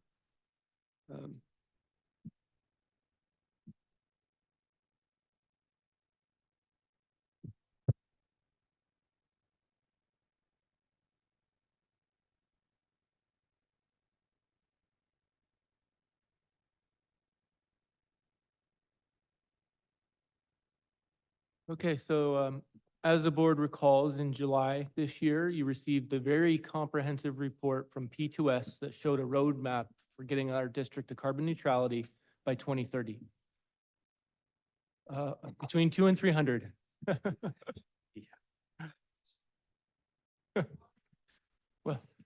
Well, what we want to, our intention here tonight is Mr. Zaid and I want to provide an overview of that report, but show you what it would look like on a site-by-site basis, showing all the different schools and district offices and showing what the project implementations would look like based on that report. So as you recall, the scope highlights include roughly 72% of all of the electricity that we consume contributes to our carbon footprint, whereas 28% is attributable to our natural gas consumption. One of the things that we need to do prior to any sort of energy improvements is we need to have a plan to swap out all of the consuming natural gas appliances and mechanical units. Those are the largest intakes of our natural gas. And then develop solar programs or energy offsets to tackle the remaining amounts that we consume in terms of electricity. So as we go through these slides tonight, I just want you to note that the proposed solar panel layouts is less about deciding where those panels are in terms of roofs or parking lots, but it's more just to give you an idea of the amount of panels that would be required to offset the energy usage once all these conversions are made. Moreover, one thing we never want to forget with this, and again, thank you to the board for approving a couple years ago the coordinator of environmental literacy, because one of the great things and opportunities we have with sustainability projects is integrating not only the planning, construction, but even the post-construction into new data sets that can be used to drive new student learning. And it really helps engage our kids so they understand why it's important that we're doing and what we're doing. And without that coordinator of environmental literacy position, it becomes much more difficult for people who aren't necessarily certificated staff like Mr. Zaid and myself. And so I again want to extend my appreciation to you. And she's been a wonderful addition to our team. And I know Ryan works with her closely as we go through everything, not only our green teams, but all these proposed construction improvements over time. So with that, I'm going to turn it over to Mr. Zaid. We're going to talk through what the scope would be at each potential school site and district-owned sites like our office and warehouse. All right, thank you, Jeff. So before I dive into each of the school sites and get into some of the specifics about the energy master plan, I just wanted to kind of take a step back and kind of think about it holistically, like how to tackle this 200-page document at each site. To kind of expand on what Jeff just explained, I'm looking at this in like a 4-step process. Step 1 is to reduce how much energy we use.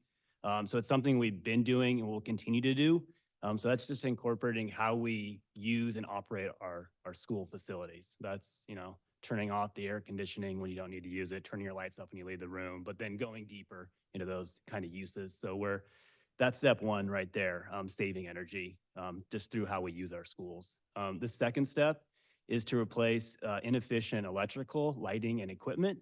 So that's where we'll continue the work we did with the Prop 39 energy efficiency projects that converted a lot of our lighting into LED type light fixtures, but it will continue and it will replace all of our older and outdated lighting with LED type lighting along with other electrical equipment that's needed. So that'll generate a large savings there. So then after that, step 3 would be installation of the electrical solar panels. That's a way to then start generating our own electricity to offset our use. We'd also then converting over all of our natural gas to electric. So our natural gas uses are with our heating and air and our school buses and those types of things. I think I kind of just basically merged those together. The 4th step is the natural gas part. So yeah, we don't. We actually contract them out, but we've had CNG buses for, I think we're in our 7th or 8th year of that contract with Durham. So energy efficient, but also not carbon neutral. So exactly. And actually, not to get off topic, but in our current bid, we do have the ability to contract electric buses. We just need to get the infrastructure in place. And I'll kind of, actually, I'll show that when we get into the warehouse slide, how we can get there. So with that, we'll just jump right in. This is the slide here from Top of the World Elementary School.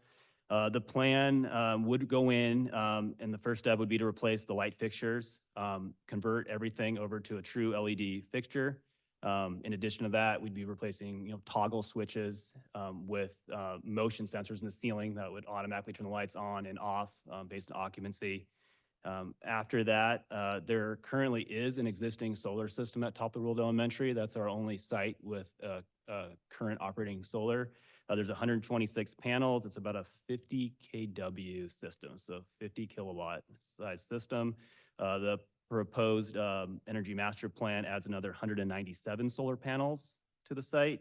That includes 13 EV charging stations to achieve those energy production targets. Currently, the site does have some electric heat pump HVAC units located in NPR and the G classroom buildings out in the field. So that's a good thing. There are some electric heat pumps that are already in use there, but we'd have to go in and the plan identifies the remainder of those heating and air units that use natural gas to generate heat to be replaced. And those are mostly located in the classrooms that are in buildings C, E, and F. All right, El Moro Elementary School. Similar to the Top of the World, the plan shows replacement of those LED type light fixtures and updates to the controls such as those toggle switches. Along with, it does talk about some new digital clocks, timer clocks for the exterior lighting at the school. There is no current solar at El Moro Elementary School, so the plan identifies a much larger system going there of about a 206 kilowatt system. That's about 425 panels. You can see it in the slide. It does have a mixture of rooftop.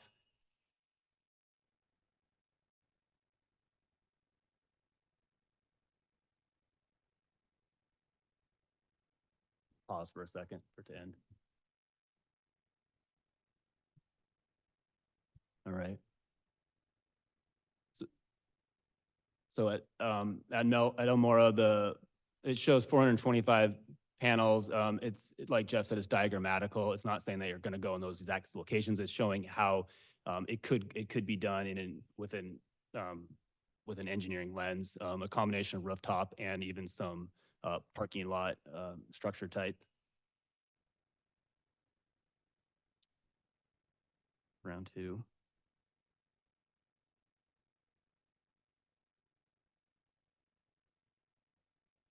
All right. In addition to that, it does reflect the replacement of those heating and air equipment that is still using the natural gas. In looking at the site, there are some current heat pumps located in the back two-story classroom building, along with a few other locations. But other than that, majority of the classrooms, including the admin and NPR, would require HVAC replacements. We would handle those classrooms that are in the 20s and 30s that are part of the TK Kinder modernization scope within those TK Kinder modernization projects. So whenever we do a project, we bring those systems up to this current standard we're talking about today. Next slide, please. Thurston Middle School, we are now. The plan also includes light fixture replacements with current LED. That would possibly include like the black box theater, which would be similar to our high school theater. So being a middle school, it would have a larger variation in those types of light fixtures that would be replaced. I'll just continue through at this point. The sides of the solar. Like it's, yeah. All right. I mean, I've had the microphone issues, never had this issue. That's a new one. So, continuing on with Thurston, we're looking at the solar layouts here. The size of this system is proposed at 168 kW, about 425 panels, so similar to El Moro in sizing. You can see here where the panels potentially could go, combination of rooftop but also does show a shaded area over the amphitheater. That's something that's come up with master planning. So some opportunities there for those outdoor learning spaces to provide shade. In addition, with the solar, 17 EV charging spaces were identified. Currently, there are electric heat pumps located at Thurston, but it is similar to the other schools. A majority of the units are gas and will require to be changed out. Laguna Beach High School, replacement of the LED type lights would extend past those classroom environments into some of the specialized lighting. You can see here the field lights at the Laguna Beach High School Stadium. You'll notice when looking at the lights shown in the slide, how the new LED lights reduce light pollution and are much more directional with light projection. I believe some of that was discussed in the pool presentation earlier tonight. This is directly from Musco. And Musco is the manufacturer and designer of the lights at our current stadium and many of the sports field lighting around. We currently have existing metal halide lights. They're bulky, they're inefficient, they're hard to maintain and operate. So the replacement of the LEDs would not only save energy, but they'd also provide, they'd enhance the views, for the surrounding neighborhood due to their smaller size and decrease in light pollution. Just to touch on the solar size there at the high school, it's rather large. It's about a little over 1,000 panels, about 1,018 are identified in the Energy Master Plan. It's a 337 kW system there. For the heating and air changeouts at the high school, there is some current existing heat pumps. They're mostly in smaller places. You'd find those at the admin office, the 80s classrooms, and even Building 100. But the majority of the other units would require to be changed out. Moving across the street to the district office, the calculations in the Energy Master Plan and in this presentation for the district office, it does include the other district facilities such as the Family Resource Center and the annex building above the pool at 811 Manzanita Drive. For simplicity, the numbers were all summed together here. So the district office, so 550 Bluemont, but for simplicity of this presentation tonight, and also for the report, they kind of lumped those district facilities, the satellite locations, just into one.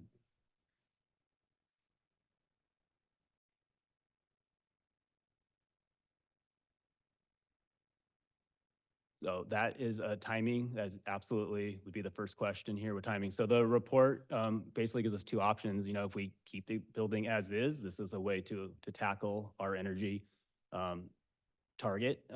You could go in and you could change out the lights. You could change out the half dozen heating and air equipment systems, and you could add solar, something like this. We could keep the fungus and the asbestos. We'll have good lights. That is an option we have. If we are able to implement our facility master plan and develop a new facility at the district office location, this would be the kind of the starting point where we'd want to be able to have something like this, but it would also need to be updated with the current design to make sure that it targets the additional energy that's going to be used by a facility. So if it I think the master plan does add square footage, so it's going to use a little more energy. So we'd have to generate a little more energy to offset that. So there'd probably be some additional solar than what's shown here, but not a large amount more, because new buildings are so much more efficient when you build them compared to old buildings. They don't have insulation or anything like that. So that is something, and that is probably one of the significant considerations with this plan for implementation, is making sure that it's overlaid with our facility master plan and that we're not putting in an improvement that we would take right out. So putting in those shade structures could inhibit that project, or it could basically be sunk costs, and you wouldn't want to do that. So I think that's something that we would, when we update our facility master plan, if we're going forward with the scope that's in this energy master plan, we would want to consider that with our scheduling of the projects and make sure that we're aligning those. All right. So the warehouse facility, minimal lighting, but all lights would be updated to LED type. The EV charging at the bus yard will be much more robust than any other site in order to electrify the bus fleet. Installation of electrical infrastructure and charging stations identified will be able to provide charging for the current bus fleet. We evaluated that and we don't feel the yard there's no more room for any more buses, and the busing we have does sufficiently meet our needs. So the programming for the sizing of the solar there, which is about 168 kW, and it's about 428 panels shown there. That's sized in order to support the bus charging demand. There's a small amount of HVAC at the warehouse, not much. There's a few space heaters inside the transportation office or the driver's lounge. And so those also are included in this report to be changed out to electric heat pump. The demand for the electrical buses is fairly extensive. So that's why you see the large amount of solar here. And there's a little bit of overgeneration at some of the sites because the Energy Master Plan takes the district to carbon neutrality. And it's so based on site constraints, you may be able to get a little more solar, a little less on site to site, but all of it's considered into one bucket. So that way we can become carbon neutral.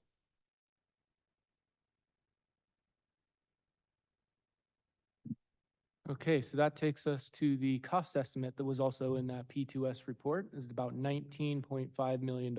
And I think what's important about that estimate is that it's simply assuming the construction cost associated with those projects. Likely because you have some roofing projects or maybe carport or shade structures, there would be some additional engineering, design, and inspection fees that we need to keep in the back of our mind. But in totality, it is a feasible amount that I think we could accomplish by 2030. But going back to what Mr. Zeta brought up on the district office and Dr. Kelly brought up on the district office, this is exactly why we need to take these projects and build them into our 10-year facilities master plan. Because we don't want to be doing projects that we otherwise take out a few years later and essentially waste that money.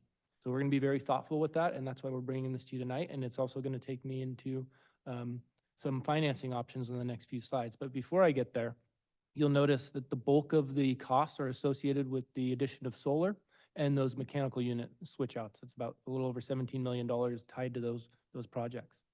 Now, what's nice, and we've been working with our auditing partners at Eide Bailly, and they're helping us, they would help us apply, submit, and then certify for the funding and rebates associated with the Inflation Reduction Act. And that gives you a potential return of 30 to 40% of your total project cost. Not all projects qualify, but when you tie together mechanical and solar projects at the same time, those have great success of being eligible for those funding rebates. When you do them separate, it becomes much more difficult to get the rebates on the mechanical unit swap outs.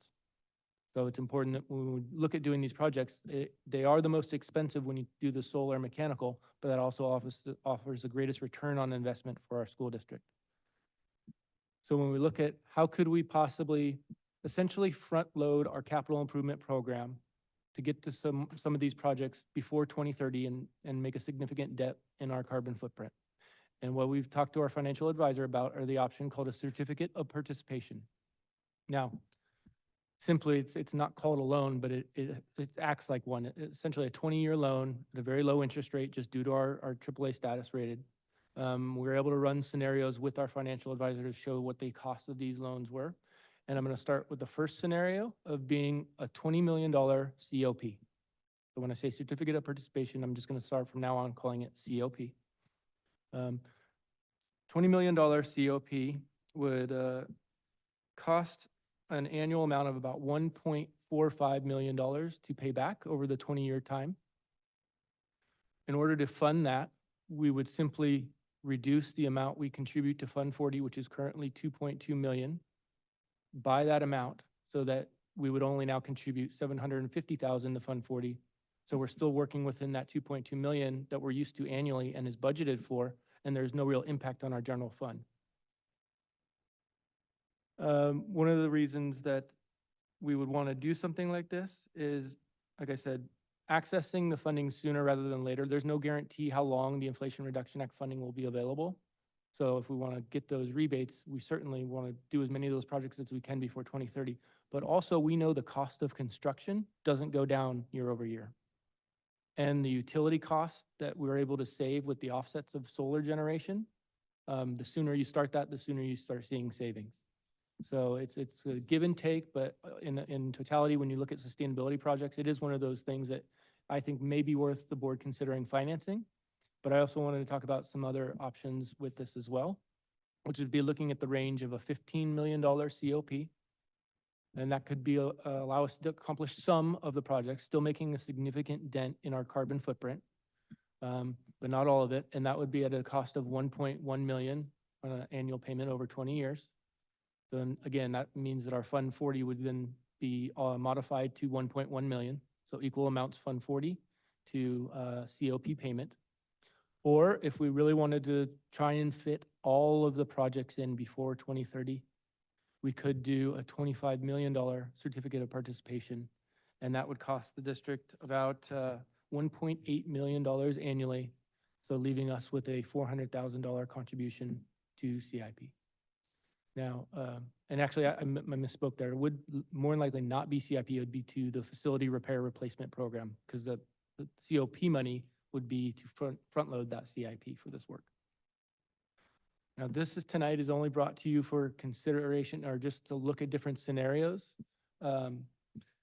because it's hypothetical and it requires a formal board action before we actually look to true issuance of a COP. And at that time, you'd have actual data based on the current market rates and issuance costs at that time. Once the board would approve in theory to move forward with a certificate of participation, it then still requires notification to the county treasurer as well as Orange County Department of Education. And that's no less than 30 days prior to your intended issuance. And the soonest you'd be able to receive the money from notification through the receipt of funds would be no sooner than 90 days. So there's a time involved.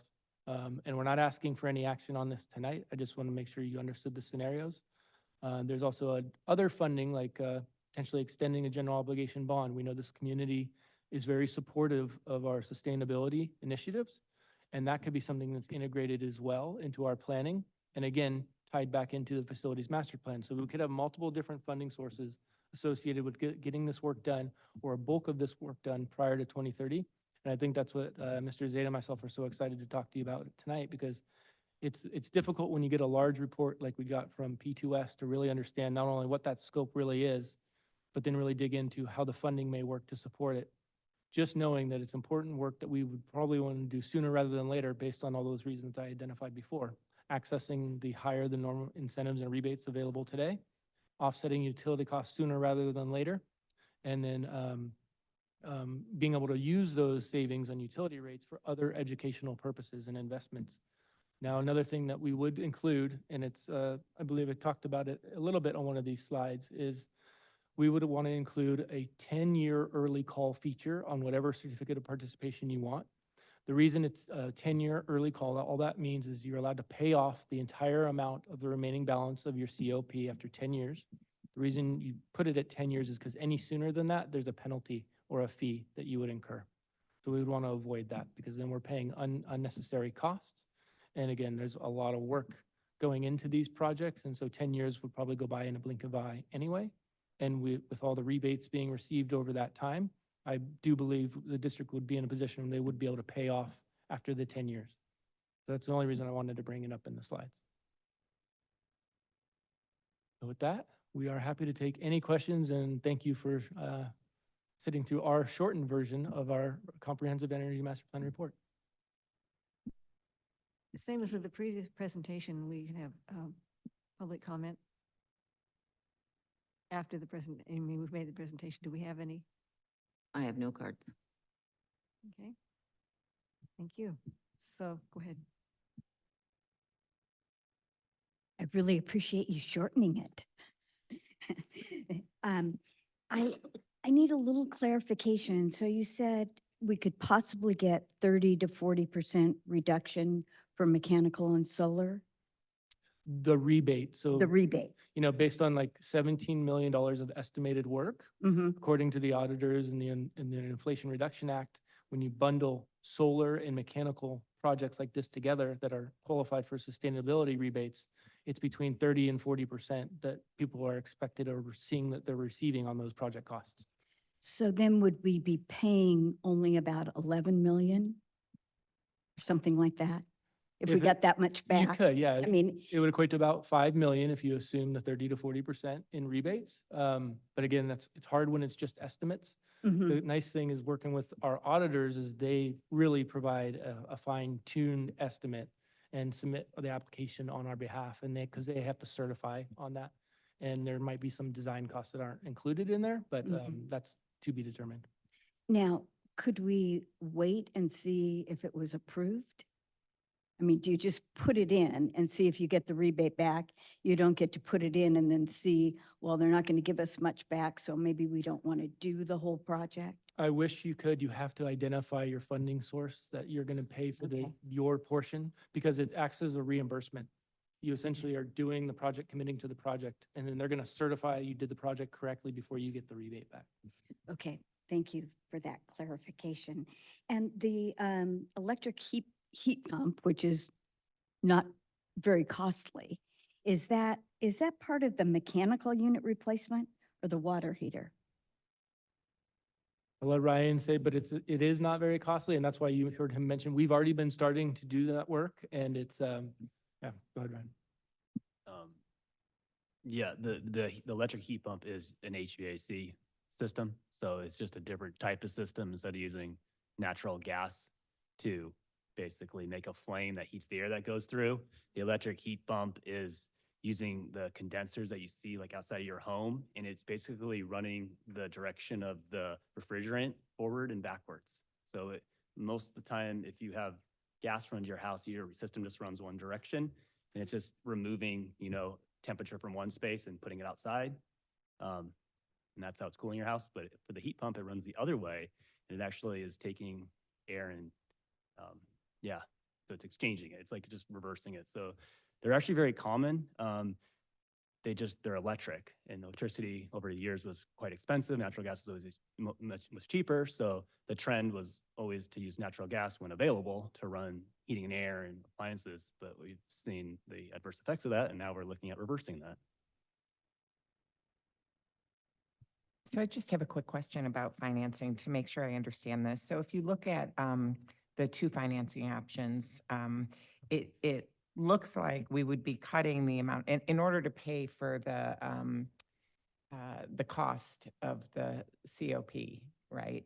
We would be putting less money in for our facility repair and replacement program annually. But it sounds like we would be getting money back from the savings and stuff on this. So the question is, this makes it appear like we're possibly not going to have enough money annually going into all of these facility repair things that we have to do.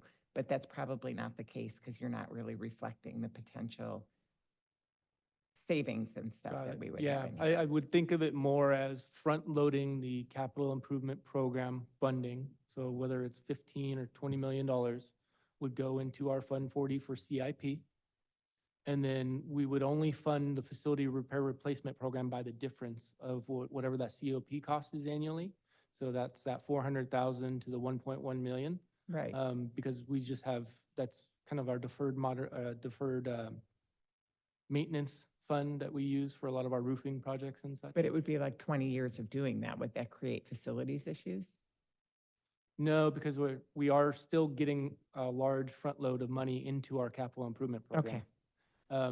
Now, based on the model, I will say the cost of, the total cost, again, not assuming any sort of rebates, the cost of financing is would be hypothetically a little over $10.5 million if you made payments all 20 years, interest and principal. And wouldn't some of these projects be projects that would be in the long-range plan? That would just be being addressed this way, but wouldn't be in the FERP? Some of them could be, yeah, and that's exactly another reason why it needs to be integrated into our 10-year facilities master plan, is because Not only, it really is just going to determine if we get a larger chunk of money today, it's going to really dictate the timing at which we do these projects. We're still going to do the projects regardless. Now, if that happens in the next 10 years or 30 years, that's really what the difference is in this funding model. And I noticed that there were the large number of EV stations in the district, but you didn't identify any for the high school, and I'm assuming that's because the high school uses that parking lot. Is that right? Okay. And does Durham have the electric buses now, but they just can't use them here because we don't have the infrastructure? They do have some electric buses. They've been difficult to procure, but really, and it was, they recommended this as well. Don't go forward with an electric bus until you have the infrastructure in place to support it, just because it takes so long to charge them right now. But as Ryan mentioned, it is in our current bid. There is a unit cost for them to provide us the electric bus. It's just, we don't have that electrical infrastructure in place yet to roll them out. And when you say difficult to procure, is that because there's a demand for them and so there's a shortage, or is it because of an expense? Probably a combination of both. If you recall, the state had put out some grants for electric buses. And so a lot of districts and these busing contractors jumped at getting these rebates and purchasing the buses. And not necessarily having the infrastructure, but saying, we'll just take it what we can get now. And so that created more demand than supply. And it's just taken them a while to catch up. But we are seeing that the procurement has come down. And the basic requirement is going to be when the buses now expire their useful life, they're going to need to start replacing them with electric buses. So I think we're going to see a more steady flow of replacements from whether it's gas or CNG to electric, just because it's going to be more staggered over time. And a lot of the busing companies are still fine tuning their technology, which will make hopefully the construction and the efficiencies better by the time we have our infrastructure in place to the time we use our buses. Thank you. Any other questions? One more. I'm not sure if I got this right. So what would the financing be if the financing cost be if we were able to pay it back in 10 years? I'm sorry, if we're able to pay back the COP in 10 years? Yes. It's still the same annual payment. You just pay off whatever principal is remaining at the 10-year mark. Okay, I must not have heard you right. I thought you said that it would cost 10.5 million in financing. for That's over the- 20 years. Over the 20 years. So I was wondering if we did it in 10 years, would it be 5.25 or it's still the same amount? So it doesn't amortize perfectly. You pay more of your interest up Okay. front. So it's actually it would be closer to like a $6-7 million amount. Okay. And then on the back end, they reduce and you pay more principal. So our next steps are? Next steps would be, now that we've shared some of these scenarios with you, we'd like to put together, maybe Ryan and I can work on what are projects that how they could potentially integrate into the master plan, knowing that we are going to plan on reconstructing several of our buildings over the next couple of years, and see where the numbers fall in terms of what possible financing option we would recommend to the board. And then all we need at that point is a consensus from the board on moving forward with it before we brought back an action item for pursuing the issuance of a COP. Okay. Any other questions from the board? Thank you for breaking it down so that we could get a better grasp on what's involved in all these projects. you. Appreciate that. Okay. That concludes our information items for this evening, and so we need to have a motion to adjourn. All in favor? Oh. Announcing this, that we will not be having a study session on October 24th. We will not. And we will be having a regular board meeting on Thursday, November 21st, 2024. We will not be having a study session on October 24th. No study session, no meeting on October 24th. We have a regular meeting on October 10th, right? So this is not right. Well, not necessarily. I mean, it depends on when he brings it forward. But that, it's just saying that the meeting, the study session on October 24th has been canceled. So that's, okay. The whole, well, right. Do we need to vote on our motion to adjourn? All in favor? Aye. Opposed? Carries 401. Thank you.